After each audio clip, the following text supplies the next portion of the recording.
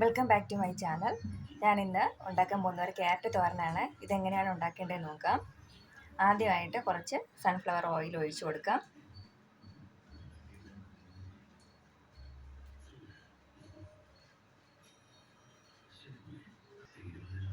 എണ്ണ ചൂടായിട്ടുണ്ട്. നമുക്ക് അതിലേക്ക് കടുക് ഇട്ട് കൊടുക്കാം.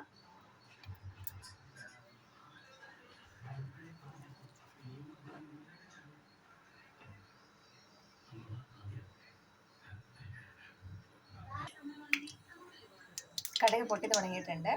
നമുക്ക് അതിലേക്ക് കറിവേപ്പില ഇട്ട് കൊടുക്കാം.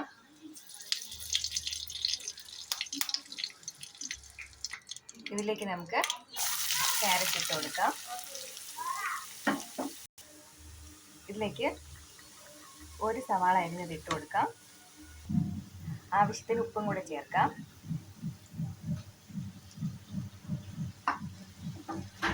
നമുക്ക് നല്ലപോലെ ഒന്ന് ഇളക്കി കൊടുക്കാം.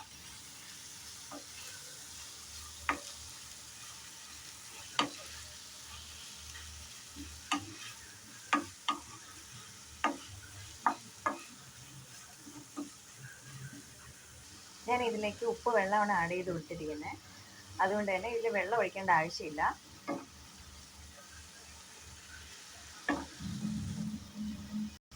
നമുക്ക് ക്യാരറ്റിനെ അടച്ചു വെച്ച് വേവിക്കാം.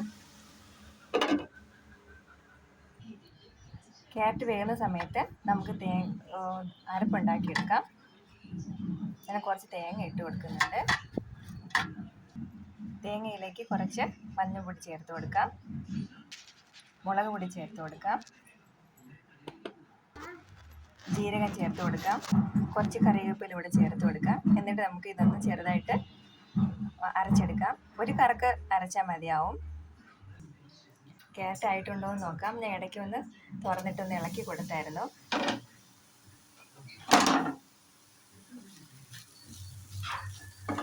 നല്ലപോലെ വെന്തിട്ടുണ്ട്.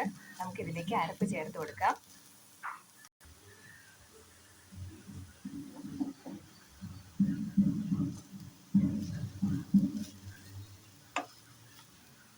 നല്ല മഷി പോലെ അരയ്ക്കേണ്ട ആവശ്യമില്ല. ഇത് ഞാൻ ചെറുതായിട്ട് ഒതുക്കി മാത്രമേ എടുത്തിട്ടുള്ളൂ.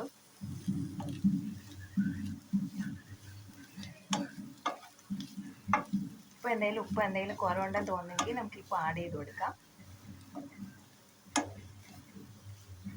ഈ രീതിയിൽ ക്യാരറ്റ് മാത്രമല്ല വേറെ പച്ചക്കറികളൊക്കെ നമുക്ക് ആഡ് ചെയ്ത് കൊടുത്ത് എല്ലാ പച്ചക്കറികളും ഇതുപോലെ ചെയ്യാവുന്നതാണ്. ബീട്രൂട്ടൊക്കെ ഇതുപോലെ ചെയ്യാവുന്നതാണ്.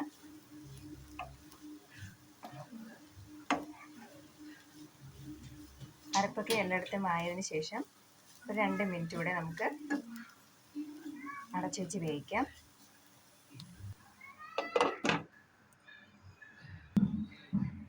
ക്യാരറ്റ് തോരനായിട്ടുണ്ട്.